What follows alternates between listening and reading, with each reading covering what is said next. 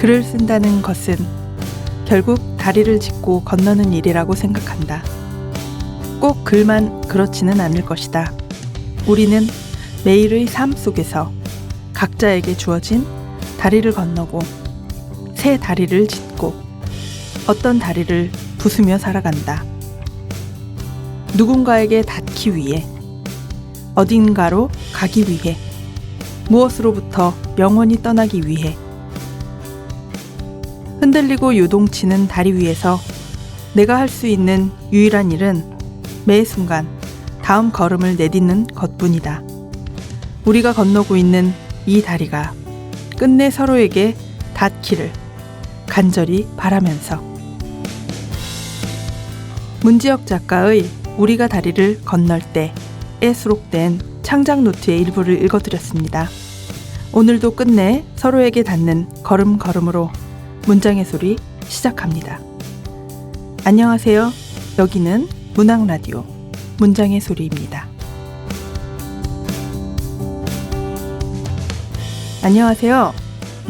저는 오늘 1일 DJ를 맡은 김봄입니다. 부족한 부분이 많지만 잘 들어주세요. 문장의 소리, 새 책을 낸 작가를 모시고 작품을 둘러싼 다양한 이야기를 들어보는 시간, 지금 만나요로 시작하겠습니다. 오늘 손님으로는 양한다 시인님을 모셨습니다. 어서 오세요. 반갑습니다. 네, 안녕하세요. 시인 양한다라고 합니다. 만나서 반갑습니다. 네, 양한다 시인님 간단하게 소개 먼저 해드릴게요. 2014년 현대문학 신인 추천을 통해 작품 활동을 시작했고 시집으로 작은 미래의 책, 백야의 소문으로 영원히, 세계의 끝에서 우리는, 숲의 소실점을 향해, 그리고 동인 시집 한 줄도 너를 잊지 못했다. 그리고 오늘 함께 이야기 나눌 시집 천사를 거부하는 우울한 연인에게가 있습니다. 책 소개를 많이 해드렸는데 먼저 근황부터 여쭤볼게요. 요즘 어떻게 지내고 계신가요? 네, 요즘 네, 좀 규칙적인 생활을 열심히 하고 있고요. 시도 열심히 쓰고 있고, 네, 대부분은 누워 있습니다. 네. 어폐가 있네요. 규칙적인 생활을 하고 계신데 대부분 누워 있다고 하니까 끝인가요? 네, 제가 최근에 조금씩 일을 하고 있어서 그것 때문에 이제 규칙적인 생활을 하고 밤에는 술을 먹고 네, 제가 크게 뭐 일상이 없어가지고 네. 문장의 소리는 가끔 청취하고 계셨나요? 정말 가끔 하고요. 네. 정말 가끔 하고 오기 전에 네. 섭외 연락을 받아서 네, 한번 이제 들었고 네, 앞으로 좀 열심히 듣겠습니다. 네, 꼭 좀 그렇게 해주세요. 그 전에 3분 책 광고에도 잠깐 출연하신 적이 있었잖아요.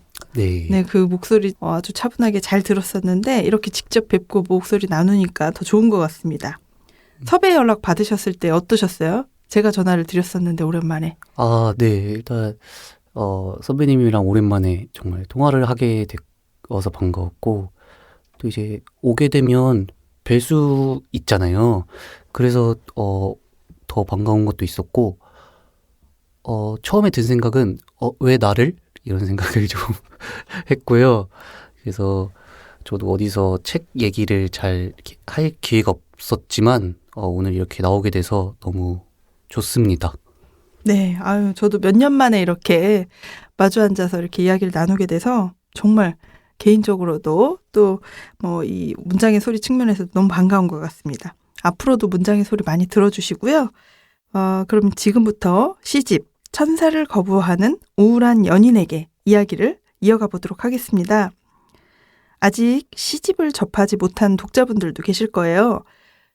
직접 양한다 시인이 천사를 거부하는 우울한 연인에게 이 시집을 소개한다면 어떻게 설명해 주실 수 있을까요? 네, 조금 분위기가 우울하다고 생각하고요. 만약에 너무 조금 덜 어려운 걸 읽고 싶으시다면 이번 제 시집 말고 전에 거를 읽으시는 게 좋을 것 같고요. 굉장히 옛날이 좋았다라는 반응을 몇 개 봐서 네, 근데 좀 새로운 걸 읽고 싶다 하시면 이번 시집을 읽어보시면 좋지 않을까라고 생각합니다. 양한다 시인의 새로운 면모를 발견할 수 있는 신간을 읽어보세요. 이렇게 정리하면 될까요? 감사합니다. 지금 말씀 들어보니까 양한다 시인은 이렇게 피드백 오는 거에 어떻게 반응을 하시는 편인가요? 아무 반응은 안 하고요. 네. 혹시나 뭐 직접적으로 쪽지를 주시는 분들은 약간 형식상의 답변 있잖아요. 말씀 감사합니다. 좋은 하루 되세요. 뭐 이 정도로만 말씀드리고, 사실 그런 피드백이 뭐 좋은 평도 당연히 있을 거고 나쁜 평도 있겠지만 읽는 것 자체가 너무 재밌어서 그냥 나쁜 평이라도 좋으니까 많이 올라왔으면 좀 좋겠습니다. 그렇죠. 읽어준다는 것이 먼저 전제돼야 되는 거니까 좋든 나쁘든. 맞습니다. 네. 꿈과 사랑 또 연인과 천사들로 가득한 시집인데요. 먼저 시집 제목부터 이야기를 나누고 싶습니다. 천사를 거부하는 우울한 연인에게. 이런 제목을 선택하게 된 이유가 있을까요? 네, 저는 시집 제목을 2개 정도 이제 스스로 후보군을 두고 있었고요. 그 중에 하나였습니다. 그래서 밝히진 않고 담당 편집자님과 대화를 나눴을 때 처음에는 다른 제목으로 이제 시집을 준비하고 있었는데 여차저차 하다가 네, 지금의 제목이 됐고요. 제가 다른 걸 염두에 두고 있던 제목은 시집 안에 수록작인데 제목도 이것도 좀 깁니다. 첫 안경을 쓰는 아이들을 위해라는 시가 있는데 그 시도 제가 이제 시집 제목 후보로 좀 생각하고 있었는데 아마 그 제목으로 하게 되면 주제를 너무 뻔히 드러내는 것 같아서 네, 편집 과정을 거치다 네, 지금의 제목으로 결정하였습니다. 그렇군요. 시집을 딱 펼치면 날개에도 있고 안에 이제 시인의 말이 제일 먼저 독자들을 기다리고 있는데 제가 일부만 읽어볼게요. 나는 너를 이해하고 싶었고 그래서 내가 썼다. 특별하지 않고 아름답지 않은 천사를.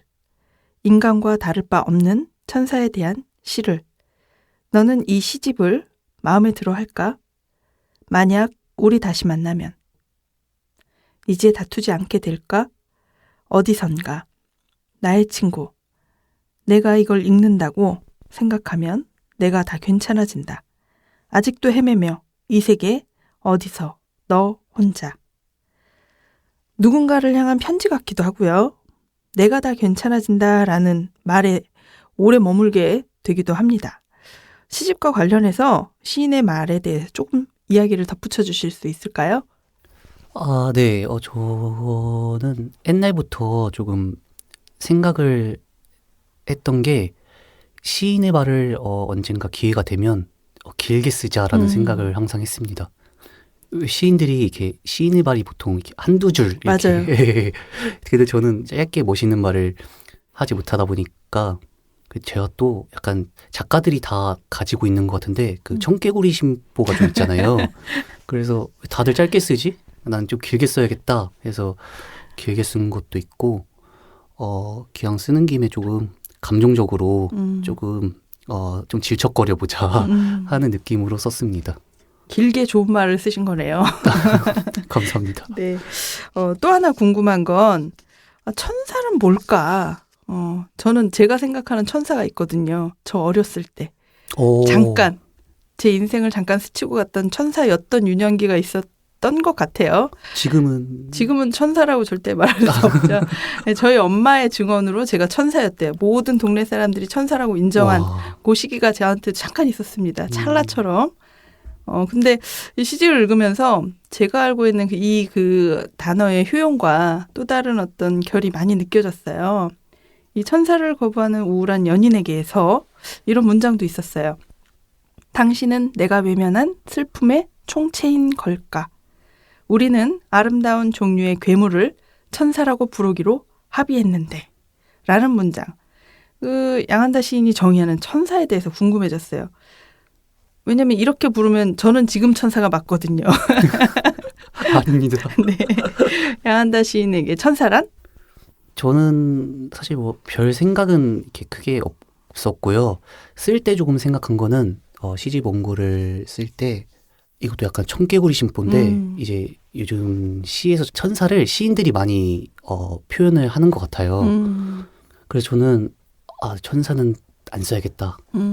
나는 안 써야지 이런 생각을 하고 있었는데 그 시인의 말에 언급한 그 친구가 떠오르면서 그냥 쓸 거면 그냥 쓰자. 대신 그런 어떤 종교 속의 천사가 아니라 인간과 다를 바 없는 천사를 쓰자라는 생각을 했습니다. 그래서 어떤 시에 보면 천사를 인간처럼 어떻게 보이게 할까 하면서 이제 쌀밥도 먹여보고 이제 마음이 너무 뭐 아파서 미치고 싶은 천사가 등장하고 그런 식으로 하나씩 접근하니까 인간의 행동을 천사에게 시키고 보니까 인간다움이 뭐지?가 이제 질문이 생기더라고요. 이렇게 한다고 인간처럼 보이나? 하는 이제 질문도 생겼고 네. 그래서 저는 만약에 이 시집을 누군가 읽어본다면 그냥 천사를 인간처럼 대하고 읽어보는 것도 좋은 독서법이 아닐까라고 생각합니다. 네, 뭐 또 파고 들어가면 더 심오한 뭔가가 있을 것 같은데 이번 시집 발문을 윤희섭 시인께서 맡아주셨더라고요. 그 윤희섭 시인은 이 시집의 특이점 중에 하나로 나를 통해 나를 말하는 방식을 꼽아주셨어요. 시 속의 나를 시인 나 대신 발화하는 타자로 대면하면서 시인 나의 생각을 말하도록 하는 방식을 말하는 건데요. 말이 좀 복잡하네요. 시인께서는 이 지점에 대해서 어떻게 생각하고 계신지도 궁금하고 또 저도 이번 시집을 읽어나가면서 이런 말하기 방식으로 시 속의 주체를 더 관찰하게 하는 효과를 좀 느꼈거든요. 이야기를 더 이야기 같게 하고 더 장면을 들여다보게 이렇게 몰입하게 만들었던 것 같아요. 어떠신가요? 일단 발문을 받았을 때 너무 재밌었고요. 저의 뭐 의도와 당연히 100% 맞진 않겠지만 굉장히 잘 들어맞는다고 생각을 했고요. 제 시를 이렇게 드러내 주시니까 저도 그걸 통해서 제 시에 대해서 한 번 더 점검하게 됐고 윤희섭 시인이 제 학부 교수님이세요. 네, 그래서 부탁을 드린 것도 있는데 한번 이제 발문을 부탁드리러 찾아갔었거든요. 원고를 보내드리고 근데 시집에 대해서 말을 하지 말라고 하기를 원하지 않으셨어요. 왜냐하면 모르고 쓰는 게 자기는 좋다. 근데 제가 어떤 되게 고심했던 부분들을 잘 말씀해 주셔서 되게 재밌게 읽었습니다. 아, 그렇군요. 그럼 시집 구성에 대해서도 여쭤볼게요. 이번 시편들의 배열은 뭐 어떤 방식으로 구성을 하셨을까요? 어떤 분들은 뭐 아예 그냥 시적인 맥락과 상관없이 그냥 기억 니은 그 순서대로 했다 뭐 이런 시인도 계시던데. 네. 저는 항상 시집 구성에 물론 모든 작가들이 그렇겠지만 굉장히 신경을 많이 씁니다. 한 권의 유기성을 많이 갖췄으면 좋겠다라는 생각을 많이 하고요.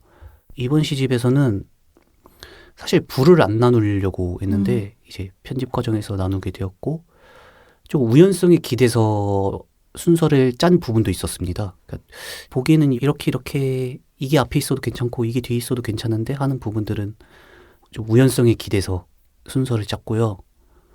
어떠한 시에서 림보라는 시가 있는데 중간에 시의 형태가 갑자기 바뀌는 부분이 있습니다. 근데 바뀌면서 페이지도 바뀌어요.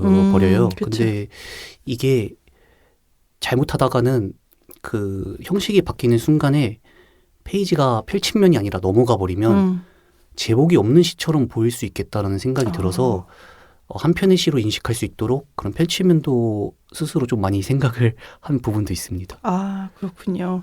아주 세심한 어떤 신경이 많이 들어간 시집이었네요. 그 중에서 특히 양한다 시인이 애틋하게 생각하는 시가 있다면요? 네, 저는 제 시를 다 좋아하는데 그때마다 다른 걸 말하려고 생각합니다.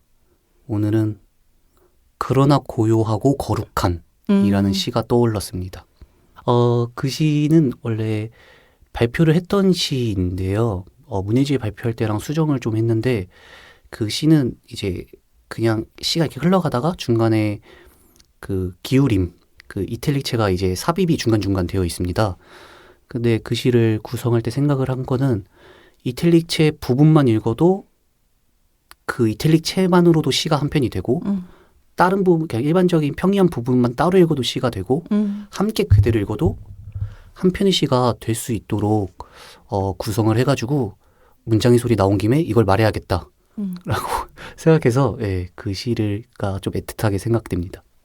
그렇군요. 그럼 오프닝에서 제가 이제 야간다 시인의 양력을 소개해드리고 보니까 벌써 5번째 시집을 출간하셨더라고요. 몇 년 사이에 엄청나게 그 작업을 많이 하셨고, 첫 시집에서 이번 시집까지 돌이켜 봤을 때 어떤 변화들이 있었고 또 어떤 창작에 고민이 있었을지도 되게 궁금하고, 제가 이제 시집을 어제 이제 오늘 방송 준비하면서 다시 봤는데 제가 그 산 시집은 2쇄더라고요. 20일 만에 2쇄가 넘어갔더라고요. 그래서 시집도 지금 많은 분들이 찾아서 읽고 계신 것 같은데 이 5번째 시집을 출간한 그 감회 또 그 과정 그런 것들을 좀 말씀해 주신다면요. 네. 저는 뭐 어쩌다 보니까 빠른 속도로 작업을 했고 5권을 내게 되었는데 사실 지금도 그런 생각을 자주 합니다.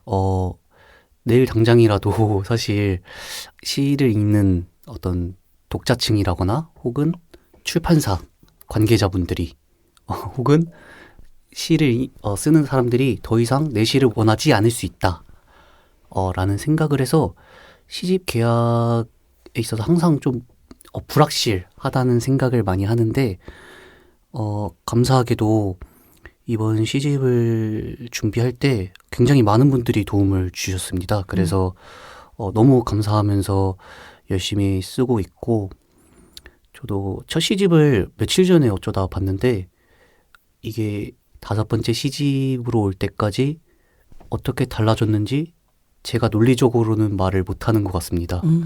첫 번째 시집의 맨 앞에 한두 편과 이번 시집의 한두 편을 비교해서 읽어보는 게 제일 좋지 않을까라고 생각했습니다. 그래요. 어느 날 하루 날을 잡아서 야간다 시인의 5권의 시집을 놓고 그냥 무작위로 이렇게 뽑아가지고 한 편씩 이렇게 읽어보는 그런 낭독회를 가지면 어떨까. 그런 데에서 이제 독자들이 그 낭독회에 참여한 독자들이 시의 맥락이나 이질성을 또 발견하는 것도 재밌을 것 같고 또 어느 날 문득 읽으면 또 내 시지만 낯선 시처럼 느껴질 때도 있잖아요. 그런 새로운 경험을 해보는 건 또 어떨까 이런 생각이 잠깐 들었습니다. 아까도 제가 말씀드렸는데 굉장히 많은 독자들한테 사랑을 받는 그런 시인이라고 제가 알고 있어요. 그리고 제가 직접 낭독회도 같이 해봤고 독자들이랑 만나는 그런 자리에 몇 번 있었는데 열광적인 팬들도 많이 그 야간다 시인의 그 낭독회나 이런 자리에 오셔서 반응을 해주시고 시를 또 많이 사랑해 주시고 하시더라고요. 매 시편의 진입 혹은 착상 이런 그 시작점이 어딘지 그 야간다 시인만의 시 쓰는 방식 이런 걸 좀 알려주실 수 있을까요? 네, 저는 방법론적인 것을 먼저 고민을 많이 합니다. 그래서 제가 요즘 많은 시인들도 이렇게 비유를 하는데 시가 게임 같다. 이렇게 이제 저도 그런 생각을 하고 있는데 저에게 시가 게임 같은 이유 중에 하나는 방법론 때문인 것 같습니다. 시를 창작하는 방식을 먼저 생각하고 그것을 내가 좀 더 잘해내고 싶은 욕심이 큰 것 같습니다. 저희가 게임을 할 때도 사실 그 게임을 잘하고 싶어 하잖아요, 사람들이. 그것처럼 저도 이번에는 시를 이런 식으로 써보자. 근데 난 이걸 굉장히 잘하고 싶어 라는 마음가짐으로 쓰고요. 공부도 제가 머릿속에서 상상하고 있는 그 창작 방법을 구현하기 위해 나름 혼자서 공부도 열심히 하고 있습니다. 그렇군요. 그 말씀을 이렇게 나눌수록 아까 이제 누워있는 시간이 좀 많다. 어떤 일상적인 시간에 대해서도 잠깐 얘기를 나눴는데 그럼 시 쓰는 작업은 어떤 방식으로 하고 계실까요? 루틴 같은 거나 아니면 작업할 때 꼭 필요한 아이템? 이런 걸 어떻게 준비하고 계신지 그런 부분도 좀 소개 좀 부탁합니다. 네, 주로 밤에 많이 저녁 때부터 쓰고요. 어쩔 수 없는 게 낮에는 다들 이제 일과가 있잖아요. 그래서 어쩔 수 없고 아침에 쓰는 걸 굉장히 좋아해서 주말에는 아침부터 쓰기 시작합니다. 그리고 밖에서는 쓰지 못하는 타입이고요. 제가 편안해하는 공간이 있어야 하고 뭐 딱히 필요한 걸 굳이 뽑자면 물과 술입니다. 액체를 좋아하시네요. 네, 술을 마시면서 사실 시를 안 썼는데 이번 시집을 쓸 때 마시면서 썼거든요. 제가 술을 좀 즐겨 마시다 보니까 네. 시도 재밌고 술 마시는 것도 즐겁고 즐거운 일을 두 가지를 동시에 할 수 있어서 굉장히 행복합니다. 꿀잼이네요. 그러면 주종은 어떤 걸로 하고 계세요? 그때마다 다른데 요즘은 이제 가격이 저렴한 그 진을 사가지고 네, 드라이진 같은 거. 네, 뭐 토닉워터에 타먹기도 하고 아. 그냥 마시기도 하고 네, 그렇습니다. 그렇습니까? 네. 그렇군요. 그럼 이쯤에서 지금 만나요의 내가 가장 사랑하는 문장들을 이어가 보도록 하겠습니다. 양한다 시인이 직접 골라온 문장을 양한다 시인의 목소리로 낭독해주는 시간입니다. 어떤 작품을 들려주실 건가요? 제가 준비한 책이 있었는데 네. 제가 오늘 일이 좀 촉박하게 끝나서 네. 집에 못 들리고 바로 왔습니다. 그래서 준비한 책이 아닌 제 책을 네. 낭독하겠습니다. 네, 양한다 시인의 도킹을 읽어보겠습니다. 네. 그러면 양한다 시인의 목소리로 들어보겠습니다. 도킹. 빗나갔습니다. 대피하세요. 인생을 깨달았다고 착각하는 사춘기 소년처럼 곧 폭발합니다. 나는 빗나간 포옹을 사랑해요. 열대야 속에서 온몸은 땀으로 젖었으나 아니 그럴 리가 없어. 어느 꿈에서는 눈이 내린다. 맞아요. 우리는 환절기였습니다. 네가 날 보길 기다렸어. 밤하늘이 우리를 내려다보던 날, 네가 내 목에 놓인 점들을 이으며 그것이 백조자리라고 말했을 때, 네가 영원에 대해 알고 있다고 말했을 때, 빗나갔습니다. 대피하세요. 너는 멀리 가버렸습니다. 폭발합니다. 내가. 네. 양한다 시인이 시를 읽었습니다. 아주 차분하게 잘 읽어주셨는데, 이 시를 읽은 이유가 있을까요? 네. 일단 짧고요. 그리고 이유를 여쭤보실 것 같아서 네. 이유 있는 시를 찾다가 제가 그 가수 이승윤 씨의 그 앨범에 속해 있는 곡 중에 하나가 도킹이라는 곡이 네네. 있습니다. 근데 그게 이제 앨범 음원으로 발매되기 전에 예전에 이제 무명 시절이라고 해야 되나? 그분 무명 시절이라고 해야 되나? 라이브 공연을 갔었는데 아직 발매 전 노래인 도킹을 거기서 라이브 공연을 하는데 너무 좋아가지고 그 라이브 영상 녹화된 거를 계속 들었습니다. 그래서 들으면서 이 시를 쓰게 되어서 네, 이유가 있는 시라 네, 그래서 읽었습니다. 이유라기보다는 사연이 있는 시. 사연이 있는 시. 같네요. 좋습니다. 양한다 시인께 영향을 준 작가가 또 궁금해요. 그 어떤 작가들이 있을까요?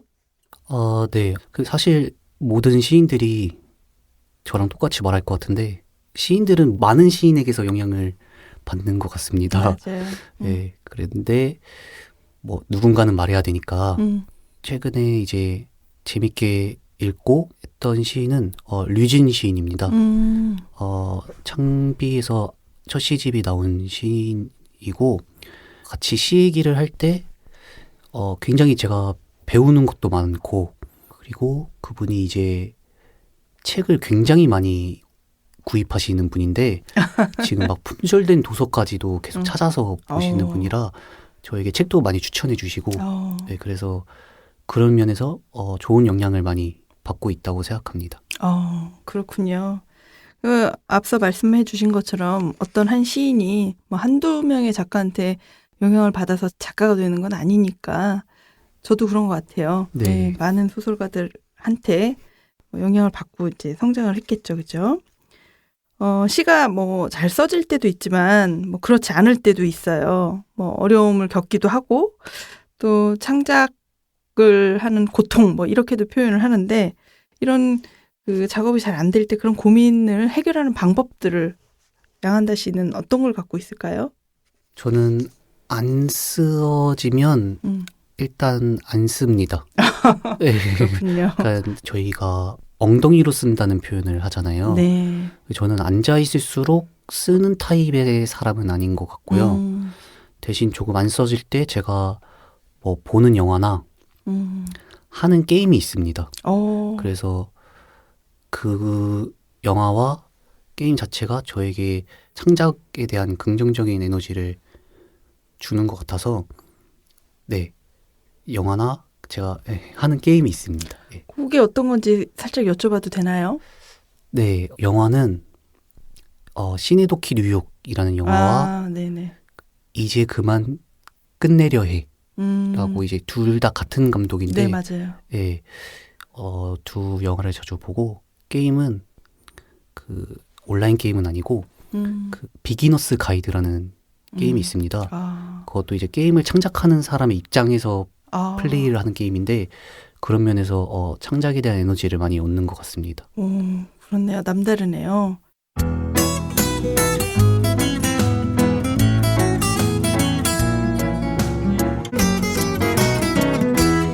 네, 그럼 계속해서 지금 만나요의 마지막 코너, 바로 마이 페이버릿입니다.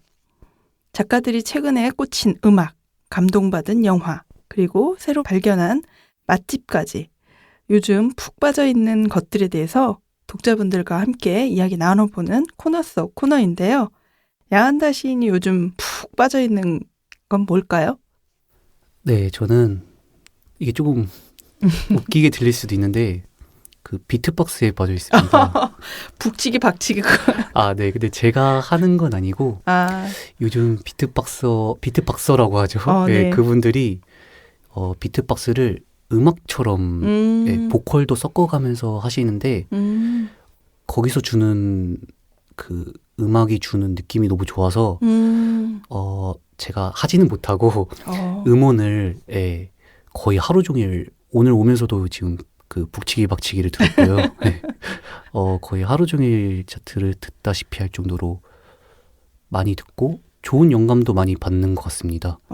제가 EDM 좋아한다고 많이 언급하는데 사실 EDM이나 비트박스나 어떤 하나의 루프를 계속 변주하는 대입법처럼 그런 것에서 저는 약간 좀 재미를 많이 느끼는 것 같습니다.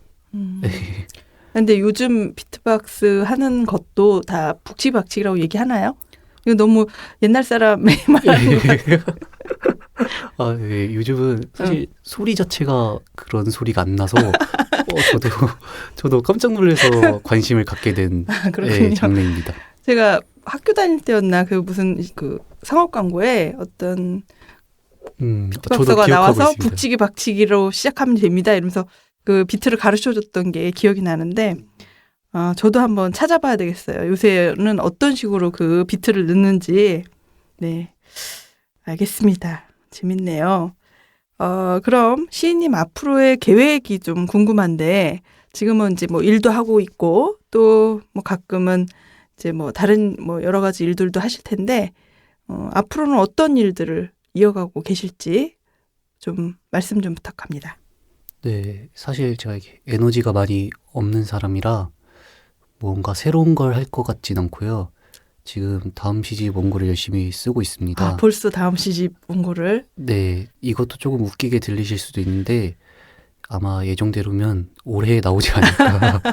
네, 올해 되게 예정이 웃기네요. 되어 있습니다. 네. 오늘 웃기게 들릴지 모르는 데를 몇 번 말씀하셨는데 그러면 원고는 거의 다 모였나요? 사실 이미 모아놓은 원고가 있긴 한데 그거는 제가 좀 나이를 더 먹고 음. 그 시집을 그래야 더 완성할 수 있을 것 같아서 아, 미뤄두고 있고, 현재 지금 천사를 거부하는 우울한 연인에게를 시작으로 음. 어, 불안이라는 키워드를 통해 음, 음. 3부작으로 시집을 아, 완성하려고 합니다. 그래서 두 번째 불안 3부작 중 두 번째가 될 시집 원고를 열심히 쓰고 있습니다. 아, 그렇습니다. 그 시집을 읽으면서 이 뭔가 조합된 단어들 사이에서 이제 균열을 많이 느꼈거든요. 뭔가 이렇게 딱 껴가는 가운데서 뭔가 하나가 틀어지고 뭐 그런 게 있지 않나 그런 생각이 들었는데 다음 시집도 너무 기대가 됩니다. 감사합니다. 그러면 지금까지 천사를 거부하는 우울한 연인에게 양한다 시인을 모시고 이야기를 나눠봤는데요. 뭐 시간이 너무 금방 가버렸어요. 오늘 함께해 주신 소감이 어떤가요? 네. 너무 불러주셔서 너무 감사합니다. 그리고 꼭 저도 이제 문장의 소리 좋아요 누르고 항상 들으면서 네, 지속적인 청취하겠습니다. 아, 준비해 주셔서 여기 계시는 관계자님들께 다 감사드리고, 선배님, 김보 선배님한테 너무 감사드리고, 여기 장소가 너무 사람을 경건하게 만들어서 너무 재미없게 제가 말을 한 것 같아서 죄송합니다. 아우 죄송하지 않고요. 그 양한다 시인과 몇 년 전에 밤새 술을 먹었던 기억도 있고 그때 그 볼이 빨개지던 발랄한 양한다 시인을 떠올리면서 저는 오늘 아주 행복한 진행을 했던 것 같습니다. 새로운 시집도 너무 즐겁게 잘 읽었고요. 다음 시집도 또 기대하겠습니다. 아쉽지만 정말 끝으로 청취자 여러분께 끝인사를 부탁드리고 마무리를 하겠습니다. 못다한 이야기를 덧붙여 주셔도 되고요. 네. 제 시집을 읽으신 분이 있다면 정말 감사드립니다. 앞으로 읽으실 분들한테도 미리 감사드립니다. 문장의 소리 많이 청취해 주시고 여기저기 많이 알려주시면 감사하겠습니다. 네. 오늘 불러주셔서 감사합니다. 네, 그 양한다 시인의 팬들이 문장의 소리로 모두 유입되는 그런 꿈을 꾸면서 오늘 마무리를 하겠습니다. 그럼 양한다 시인님 보내드리고 1부는 마무리하도록 하고요. 잠시 뒤에 다시 만나겠습니다. 감사합니다. 감사합니다.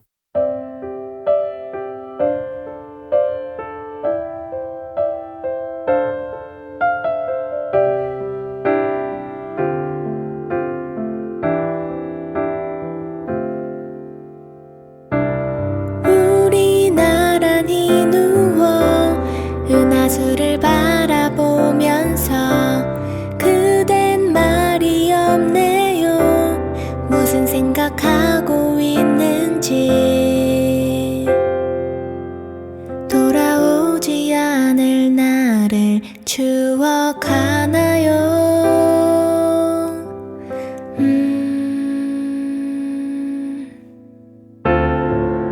우리에게 다가오지 않은 내일을 두려워하나요? 지나버린 시간도 찾아오지 않은 시간도 모두 잊어버리고 지금만을 느껴보아요. 누구에게도 차마 얘기한 적 없었던 작은 비밀 하나 말해 줄까요? 문장의 소리.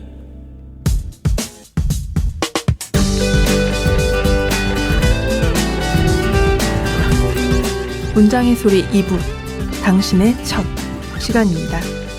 이제 막 활동을 시작한 신인들의 고군분투기, 작가가 되기 위해 쏟았던 열정과 앞으로의 포부에 대해 이야기 나눠볼까 합니다. 오늘은 노은지 작가님 함께 자리해 주셨습니다. 안녕하세요. 안녕하세요. 소설 쓰는 노은지입니다. 네, 노은지 소설가는 무려 2023년 한국경제심춘문예의 장편소설 세노테 다이빙이 당선되어 작품 활동을 시작했습니다. 무엇보다 당선과 동시에 첫 책을 출간하셨어요. 축하드립니다. 감사합니다. 요즘 근황이 어떠신지 궁금하네요. 네. 전 올해 초에 게임 회사에 취직을 해가지고 지금 열심히 일을 하면서 다니고 있습니다. 네. 평소 문장의 소리는 종종 청취하신 적이 있나요? 처음 섭외 연락을 받으셨을 때 어떠셨을지 좀 궁금합니다. 평소 자주 청취하지는 못했고 이번에 나오는 것을 계기로 한두 번 들어보았고요. 처음에 섭외 받았을 때는 제가 말을 좀 잘 못하는 편인데 괜찮을까 걱정했습니다. 네, 그렇군요. 네. 네, 앞으로도 많은 관심 부탁드리고요. 이제 노은지 작가님 편 나가고 나면 더 많이 들어주시겠죠? 네. 네. 당신의 첫 코너에 모시는 작가님들께 여쭙는 공통 질문이 있어요. 당선 전화 받았을 때 무얼 하고 계셨는지 그 당시 상황을 좀 말씀해 주시겠어요? 그 신춘문예 당선 전화가 도는 기간이 있잖아요. 그렇죠. 근데 이제 그 기간이 좀 지나고 난 뒤라 올해도 텄구나 이런 생각을 하면서 같이 글 쓰는 친구들한테 이제 하소연도 하고 그러면서 소설 퇴고를 하고 있었습니다. 아, 집에서 네. 있을 때. 네네. 그렇군요. 근데 전화를 받았을 때 그냥 바로 당선됐구나 이걸 느끼셨어요? 네, 그 전화를 주시고 약간 뜸을 들이신 다음에 말씀해 주셨거든요. 바로. 네. 그래서 좀 전화 왔을 때 왠지 그럴 것 같다라는 생각을 좀 했어요. 아, 그렇군요. 네.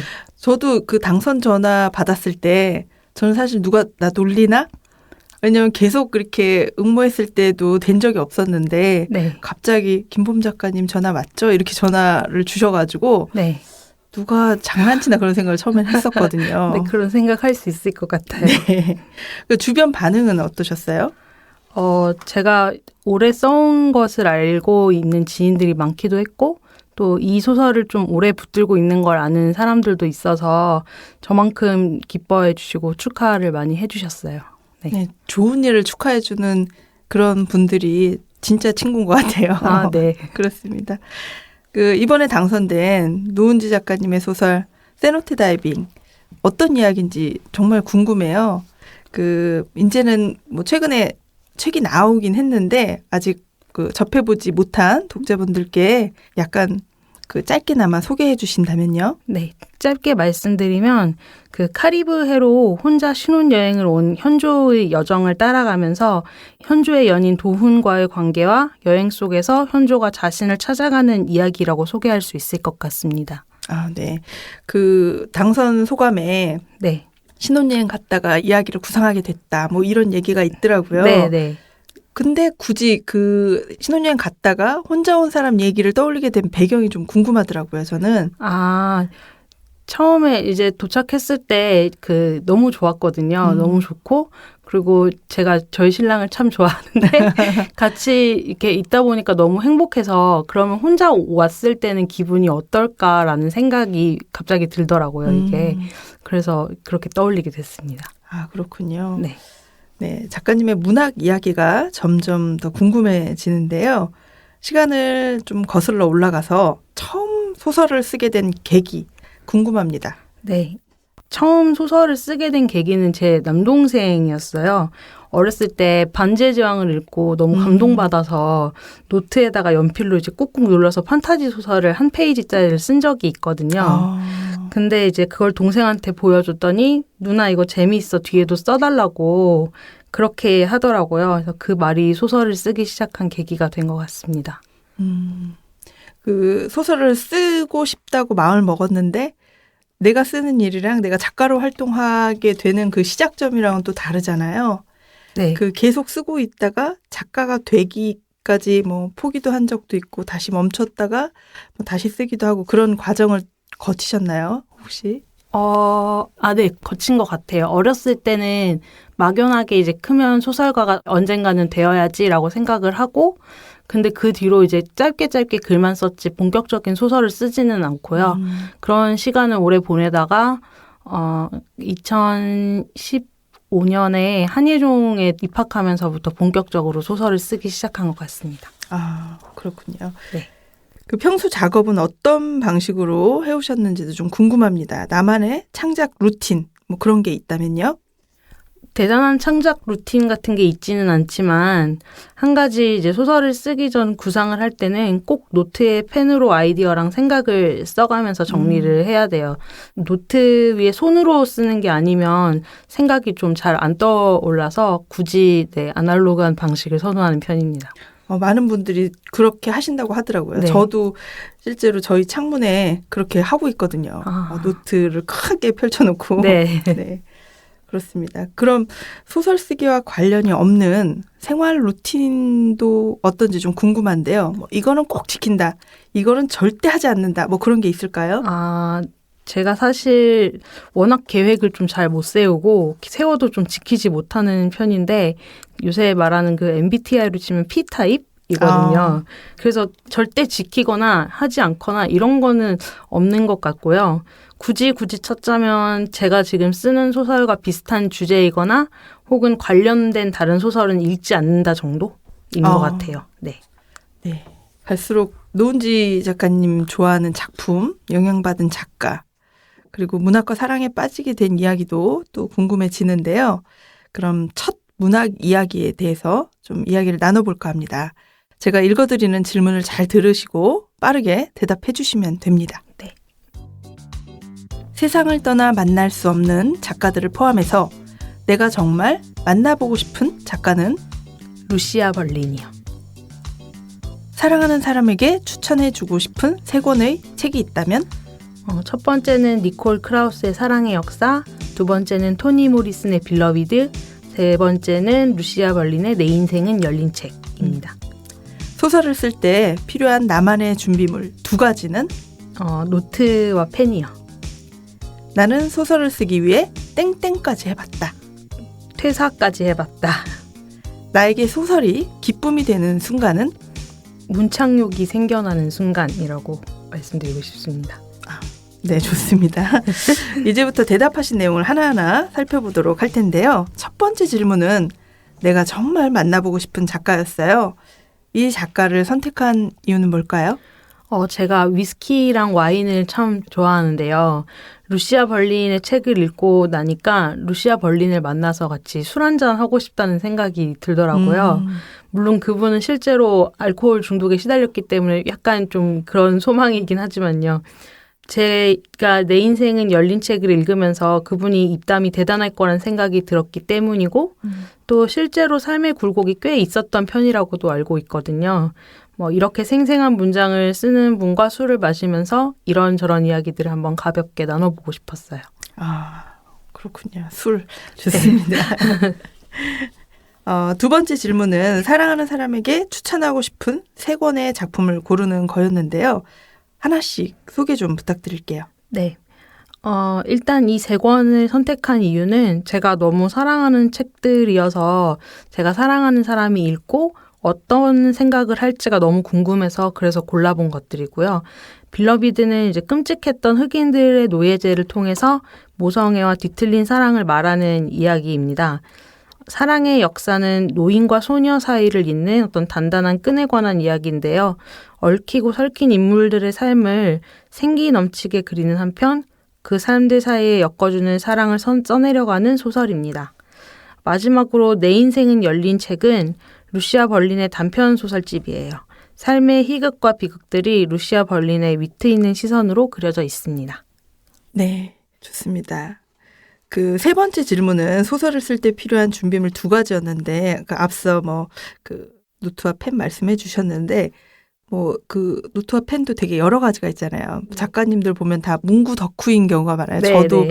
수첩이 하나 있으면 되는데 10개를 사고 이러거든요. 네. 혹시 그 노트와 펜 중에서 이렇게 지정해 놓고 쓰시는 것들이 있나요?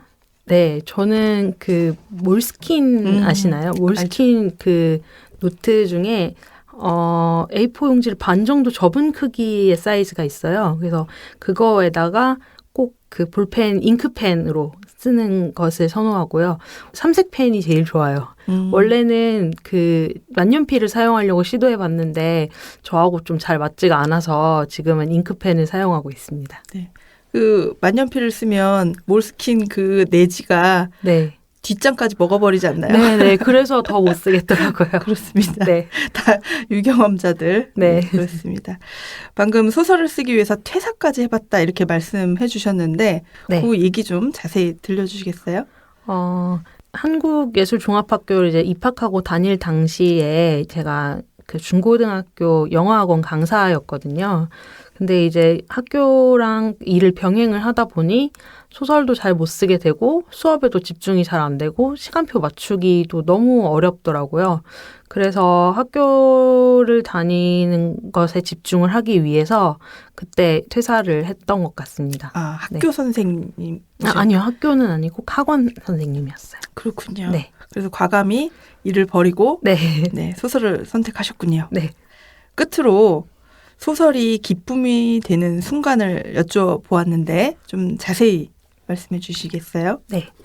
좋은 소설을 읽으면 마음이 엄청 벅차고 동시에 저는 글을 엄청 쓰고 싶어지거든요. 아마 다른 소설가 분들도 그러실 것 같은데 학교에서 한 선배가 이런 마음을 표현한 바르트의 말 want to write를 문창욕이라고 말을 해서 다들 이제 웃었던 적이 있거든요. 근데 이제 이 문창욕이라는 말이 너무 잘 어울리는 것 같고요. 그 책을 읽었을 때가 이제 문창욕이 끓어오르는 순간이고요. 글을 쓰고 싶어서 견딜 수 없는 감정을 느끼는 순간이 제게는 가장 기쁘고 행복한 순간인 것 같습니다. 네, 오늘 그러니까 문창 욕구에 대해서 네. 이 욕망에 대해서 저도 배워갑니다. 네. 문득 작가님 요즘 가장 마음을 많이 쓰는 관심사가 무엇일지 음악, 영화, 음식 뭐 무엇이든지 궁금한데 어떤 걸 좋아하세요? 좋아하는 관심사는 많은데 요새 이제 아무래도 회사원이 되다 보니까 회사 일에 마음을 좀 많이 쓰게 돼서 게임이 제 주된 관심사가 되었어요. 원래도 게임을 굉장히 좋아하는 편인데 요새는 특히 더 게임에 관심을 많이 두고 있고요. 주말이면 호그와트 레거시라는 게임이랑 엘든 링이라는 게임을 하고 있는데요. 그 호그와트 레거시는 해리포터의 이제 배경인 성을 배경으로 해서 이제 마법 세계에서 모험을 하는 그런 게임이고요. 그것에 푹 빠져서 열심히 게임을 하고 있습니다. 저는 게임을 알지 못하는 사람으로 근데 그 세계관을 들여다보고 싶은 욕망은 있네요. 네. 이제 작가님의 낭독을 들어볼 시간인데요. 작가께서 영향을 받은 다른 분의 문학 작품도 좋고 이번에 따끈따끈하게 출간한 새 작품도 좋습니다. 어떤 문장을 읽어주실 건가요? 세노테 다이빙 제 이번에 나온 첫 책에 나온 이그나시오의 전설 부분을 일부 읽겠습니다. 네. 한 마을에 이그나시오라는 남자가 있었다. 어려서부터 눈처럼 새하얀 머리를 한 그는 몸집이 작고 날랬다. 이그나시오는 여러 마을을 전전하며 우물 파는 일을 했는데 물이 나오는 위치를 기가 막히게 잘 알아서 그가 판 곳에서는 꼭 맑은 지하수가 솟아나왔다. 누군가는 그가 축복을 받아 특별한 능력이 있는 것이며 그의 흰 머리가 그 증거라고 했고 또 누군가는 점쟁이였던 할머니의 능력이 손자에게 대물림된 것이라고도 했다. 이그나시오가 눈을 감은 채 손가락과 손바닥으로 땅을 더듬고 땅에 귀를 댄 채 벌레처럼 재빠르게 기어다니는 모습은 사람들에게 인기 있는 구경거리 중 하나였다. 그러다 어느 순간 그는 멈춰섰고 곡괭이를 들어 땅에 숨통을 끊을 듯 내려찍었다. 그 모습이 꼭 사냥감을 발견한 매 같아 사람들은 그를 하얀 새매라고 부르곤 했다. 작은 몸집은 정말 매처럼 민첩하고 날랬고 일할 때의 눈빛은 먹이를 발견한 매처럼 날카롭게 반짝였다.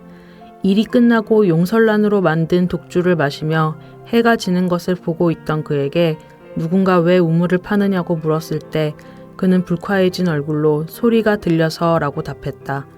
땅 아래에서 들려오는 물의 소리를 좇다 보면 그 근원을 언젠가 찾을 수 있을 거라고 덧붙였다. 또 한 번 누군가로부터 어째서 하는 질문을 들었지만 그는 대답 대신 질문자의 눈을 어리석다는 듯 빤히 바라보았다고 했다. 풍경이 확 그려지는 그런 부분이었습니다. 네. 이 부분을 읽어주신 이유가 있을까요? 이 부분은 제가 세노테 다이빙을 쓸 때 가장 즐겁게 썼던 부분이기도 하고요. 이그나시오가 땅을 파는 이유가 제가 글을 쓰는 이유와도 닮아 있기 때문에 음. 청취자분들과 한번 나눠 보고 싶었습니다. 아, 이런 메타포로 다시 보면 훨씬 더 환기가 될 것 같습니다. 네. 소설이 잘 써질 때도 있고 잘 써지지 않을 때도 있잖아요. 네. 소설 때문에 힘들었을 때는 뭐 어떤 방식으로 극복하시나요? 그 고유의 방법 같은 게 있으면 좀 소개를 해주십시오. 네. 극복하는 특별한 방법이 있는 건 아니고요. 많은 분들이 물어보시는데 그냥 그 순간 그 지점을 넘어서기 위해서 계속 쓰는 수밖에 없는 것 같더라고요. 정 생각이 안 나면 이제 설거지를 하거나 뭐 샤워를 하면서 환기를 시키고 다시 써보기도 하는데 역시 제일 좋은 방법은 계속 쓰는 것뿐이더라고요. 우직하게 계속 쓰는 것만이 쓰는 사람으로서 살 수 있는 방법이기도 하죠. 네. 그 소설을 쓰는데 지금 뭐 어떤 장애가 있다거나 가장 뭐 이렇게 신경 쓰는 부분이 있거나 하는 부분이 있을까요? 시간 확보인 것 같습니다. 현재 회사에서 이제 신입사원이라 일을 배우고 적응하는데 시간을 많이 쓰기도 하고, 그래서 생각을 하고 소설을 쓸 시간이 좀 부족해졌거든요. 네. 그래서 시간 확보인 것 같아요. 그러면 그 일과 시간을 어떻게 쪼개서 시간 확보를 하고 계세요? 저희는 이제 유연근무제라 온 순서대로 퇴근이 가능하거든요. 그래서 무조건 제일 빨리 출근을 해서 최대한 칼퇴를 하거나 칼퇴를 못해도 일단 집에 빨리 가서 남는 시간, 퇴근 후에 남는 시간이 제 글쓰기 시간이 되거든요. 그래서 언제 퇴근했느냐에 따라서 그 시간의 양이 달라지는 것 같아요. 아, 그렇군요. 네. 그 작가님께서 요즘 소설 쓰기에 있어서 가장 중요하게 생각하는 것, 그리고 그 가장 염두에 두고 있는 창작 과제가 있다면 어떤 게 있을까요? 항상 가장 큰 주제로 삼게 된 거는 뭐 사랑인 것 같아요. 이제 문학에서 사랑을 빼면 어떤 의미가 있을까 이런 생각이 들기도 하고, 근데 이것을 어떤 방식으로 제가 저만의 이제 언어로 표현을 할 수 있을지 그걸 계속해서 알아나가는 과정 중에 있는 것 같아서 그것이 지금 저의 가장 큰 고민 중에 하나고 표현하고 싶은 것 중에 하나입니다. 아, 그렇습니다. 그 책이 네. 뭐 한국 문단에서는 이렇게 단편을 발표하고 단편으로 등단을 하거나 뭐 이러면서 이제 점점점 소설집 만들어서 발표하고 네. 그리고 이제 장편으로 가는 경우가 많은데 첫 데뷔를 장편 소설로 하셨어요. 네. 그래서 조금 느낌이 남다르실 것 같아요. 원래는 좀 단편 소설을 가지고 준비하고 계시다가 장편을 네. 쓰시게 된 건가요? 네, 원래는 계속 단편을 써 왔었는데요. 사실 새노태 다이빙도 처음 시작은 단편이었어요. 네. 근데 이거에 이야기가 더 들어가야 될 것 같고 이 사이즈만 가지고는 하고 싶은 말을 다 담아내지 못할 것 같아서 이게 계속 늘어나다 보니까 중편이 되고 장편이 되어서 이렇게 지금 책으로 나오게 된 거거든요. 그래서 단편을 준비하고 있었지만 쓰다 보니 장편이 되었다. 네. 네. 혹시 이제 책 나오고 보도도 되고 사람들한테 이제 조금씩 알려지고 있잖아요. 나온 지가 이제 정말 따끈따끈한 신간인데 네. 본인은 어떤 식으로 홍보를 하고 계세요? 저는 그냥 제 인스타그램에 하나 올린 것밖에 없는 것 같아요. 제 친구들이 오히려 좀 열심히 홍보를 해준다고 주위 지인들한테 읽어보라고 권유를 많이 해줘서 되게 고마워하고 있습니다. 네. 이제 책 제목이 어떤 특정한 영역이랑 맞닿아 있으면 책이 문학 코너에 안 있고 네. 뭐 다른 코너에 있기도 하거든요. 아. 은어낚시 통신이 뭐 낚시 코너에 가 있고 달려라 아비가 마라톤 코너에 가 있고 뭐 이런 네, 것처럼 지금 이제 새노태 다이빙도 다이빙이 주니까 좀 그쪽 동호회나 이런 네. 네, 홍보 전략이 있을 것도 같아요. 네. 그 말씀 나눌수록 작가님의 행보가 더 기다려지고 앞으로 어떤 계획을 갖고 계실지 또 이제 장편이 이미 책까지 나왔으니 그 네. 다음은 또 어떤 걸 계획하고 계실지 좀 궁금합니다. 네. 일단 첫 번째는 올해 안으로 새 장편을 구상하고 집필을 시작하는 게 목표고요. 장편을 쓰다 보니 이런 글의 길이 사이즈가 저랑 잘 맞다는 생각이 들어서 첫 번째는 그 다음 장편을 써보는 것이고요. 그 틈틈이 단편도 계속해서 쓰고 있고 제가 블로그에 한 달에 한 번씩 초단편을 혼자서 연재를 하고 있어요. 그래서 그것도 꾸준히 계속 쓰고 싶은 게 제 목표입니다. 이건 굉장히 큰 정보인데 블로그에 초단편을 연재 한 달에 한 번씩 한다면 네. 그게 그 단편이 연작이 되는 거예요? 그냥 한 편씩 그냥 공개를 하시는 건가요? 그냥 한 편씩 공개를 하는 거고요. 네. 저는 그 가족들이랑 지인들이랑 같이 쓰는 공간인데 다들 한 달에 한 편씩 쓰는 공간이에요. 근데 모두가 작가인가? 그냥 글을 쓰는 걸 좋아하는 그런 모임이라고 보시면 되고요. 네. 저는 거기서 이제 사진이나 회화 그림을 하나 선정을 해서 그 그림을 보고 떠오르는 이야기를 초단편으로 그때그때 딱 끝나는 완성해서 끝나는 이야기를 올리는 것입니다. 몇 회나 연재를 하셨어요? 지금 한 5회 정도 된 것 같아요. 4회에서 5회.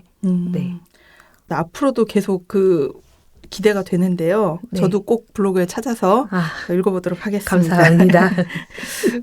오늘 문장의 소리 당신의 첫 코너에 참여해 주셨는데 어떠셨어요? 막 처음에 들어오실 땐 땀 흘리고 오셨는데. 네.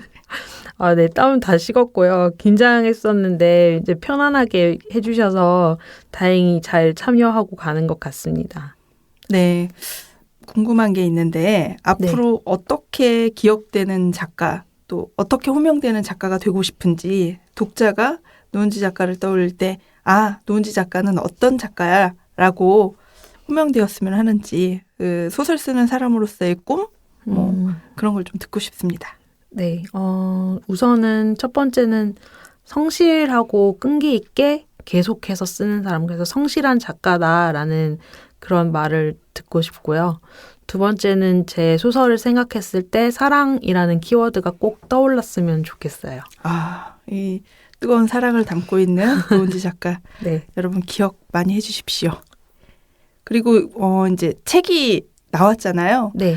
책에 대해서도 간단히 소개를 좀 더 해주시면 그 독자분들이 찾아서 보기에 좀 도움이 될 것 같아요. 앞서 말씀드린 그런 자신을 찾아가는 내용이기도 하고요. 혼자 신혼여행을 떠났는데 계속해서 자신의 연인인 남편이 어디 갔느냐는 질문에 죽었다고 답을 해줘요. 근데 어떻게 죽었는지가 매번 달라지거든요, 대답이. 그래서 그런 부분에 있어서 궁금함을 느끼시면서 읽으실 수 있을 것 같고요. 마지막에 어떻게 이어지는지, 어떤 내용이 되는지, 보실 수 있을 것 같고, 또, 묘사를 제가 좀 공을 들여서 했어요. 제 입으로 말하긴 못하지만. 그래서 멕시코의 세노테라는 지역 환경, 그 부분을 좀 상상하시면서 읽으실 수 있을 것 같아요. 네. 멕시코 너무 가보고 싶을 것 같아요. 책 읽고 나면. 네. 그 책 표지 보면 이렇게 수포가 확 포말이 일어난 그런 그 표지로 만들어졌어요. 네네. 그 책 표지는 마음에 드세요? 네, 마음에 듭니다. 네.